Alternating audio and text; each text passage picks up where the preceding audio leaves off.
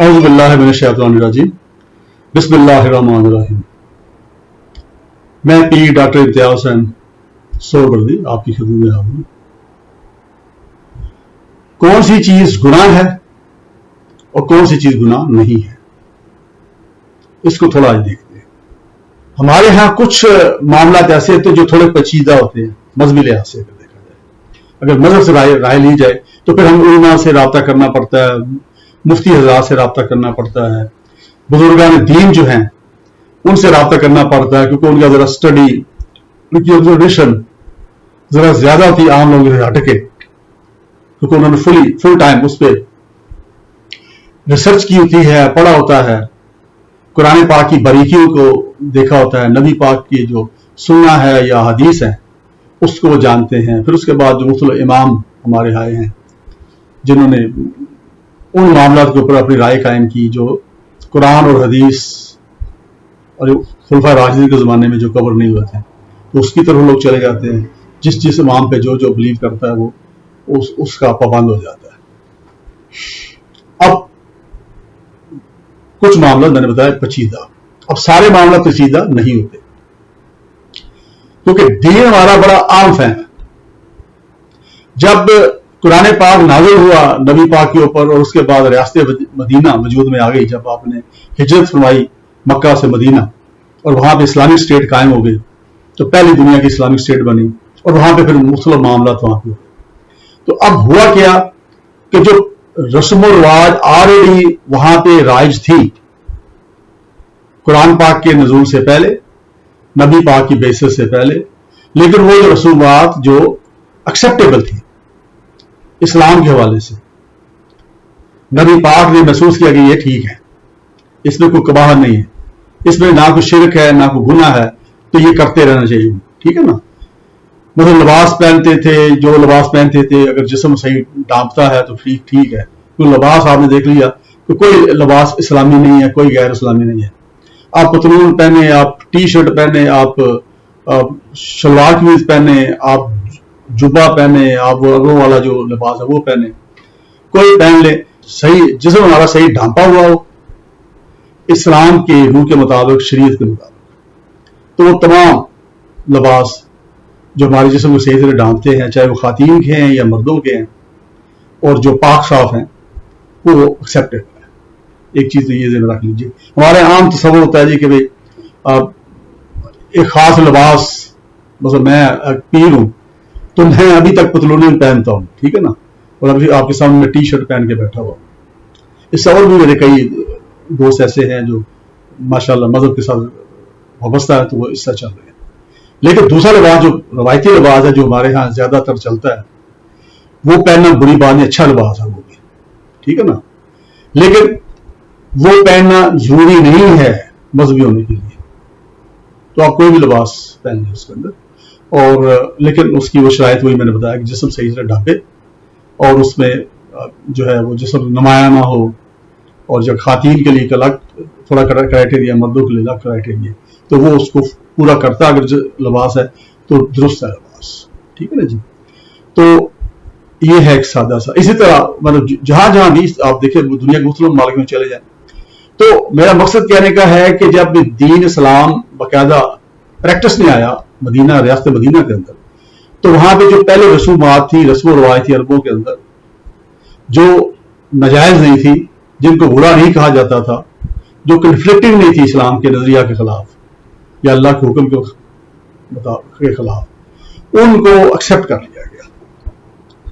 تو ایک source of law ہمارا بن گیا اسلام کے اندر بھی نا، رسم و رواج، جس کو کسٹمز اینڈ جوڈیشم کہتے ہیں، جس پہ کوئی کباہت نہیں، لوگ وہ اس کے اوپر عمل کرتے رہے، اور اس کے ساتھ پھر ایڈ ہوتا رہا، جہاں ضرورت تھی اس کو امینڈ کیا گیا، جو ایسا رسم، ایسا رواج جو کہ اسلام سے کنفلکٹنگ تھا یا نبی پاک کی سوچ سے یا ویژن سے کنفلکٹنگ تھا، وہ اس کو منع فرماتے رہے، اور آہستہ آہستہ لوگ اس کو چھوڑتے گئے، اور پھر نبی پاک کی آخری ایام جو دنیا میں تھے ان کے ظاہری طور پہ، تو وہ جو ہے اس وقت تک وہ مکمل طور پہ وہ اس کا کر گئے کہ جو رسم رواج ایسے تھے جو ناپسند تھے، وہ آلموسٹ ختم ہو چکے تھے تقریباً سارے۔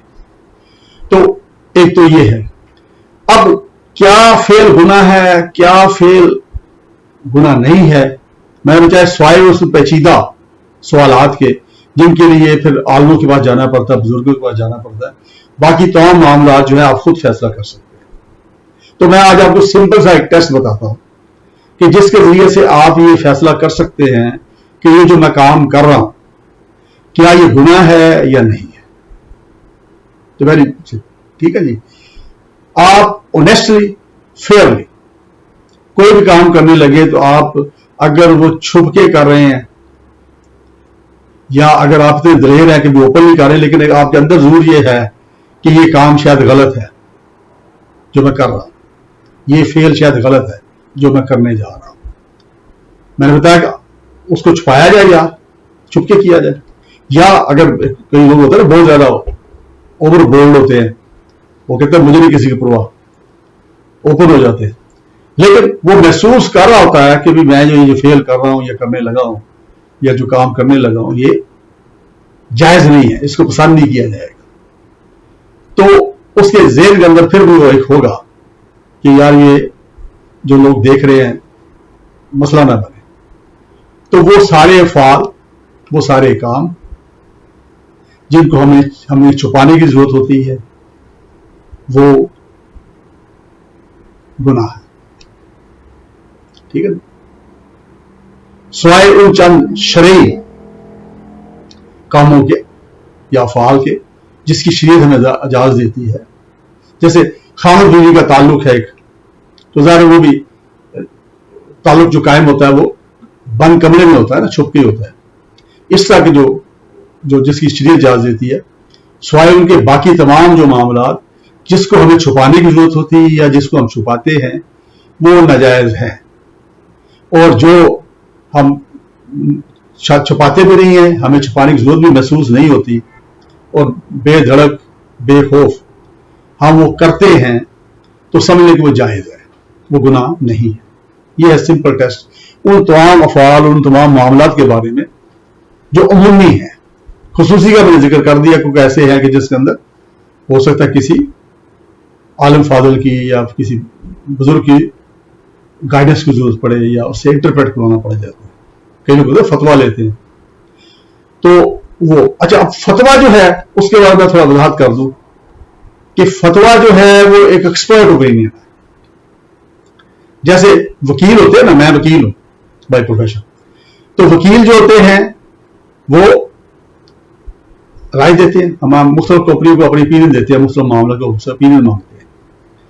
आम जो हमारे क्लाइंट्स हैं वो कई बार ओपिनियन मांगते, कई बार रिटन ओपिनियन मांग लेते हैं। अब जो ओपिनियन है एक एक्सपर्ट ओपिनियन है, जरूरी नहीं कि वो परफेक्ट हो और जरूरी नहीं कि वो दुरुस्त हो। अगर ऐसा हो तो फिर आपने देखा कि हर केस के अंदर कम से कम एक वकील केस हारता है। हर केस में कम से कम 2 वकील होते हैं ना, कम से कह रहे हैं कई जगह पर ज्यादा वकील होते हैं, लोग ज्यादा एंगेज कर लेते हैं।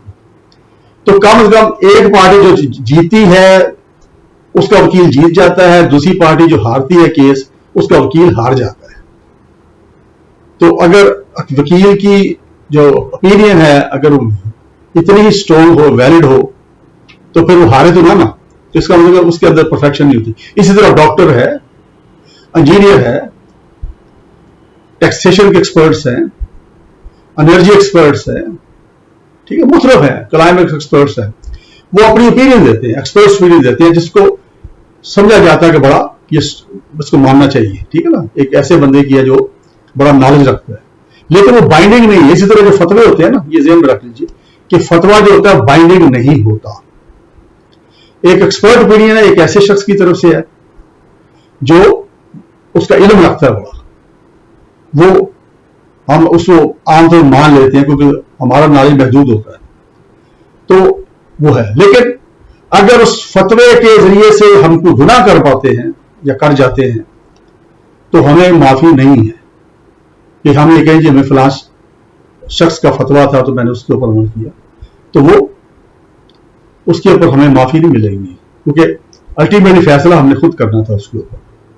अगरचे इसके अंदर जो फतवा देने वाला है गालिब इम्कान है कि शायद उसको भी उसकी अगर उसने बदनीति से दिया अगर नीयत दुरुस्त थी, अपने इल्म के मुताबिक उसने कहा जी मेरे इल्म का मुताबिक ये है, तो फिर तो अल्लाह ताला माफी दे देंगे। ज़ाहिर है इन गुड फेथ उसने फतवा दिया ना, یا رائے دی، لیکن اگر اس نے بدنیتی کے ساتھ دی جانتے بوجھتے ہوئے تو ایسی صورت میں ہو سکتا ہے اس کو بھی سزا ملے. ٹھیک ہے نا. تو یہ فیصلہ تو ہے، چونکہ سزا جزا کا فیصلہ اللہ نے کرنا ہوتا ہے.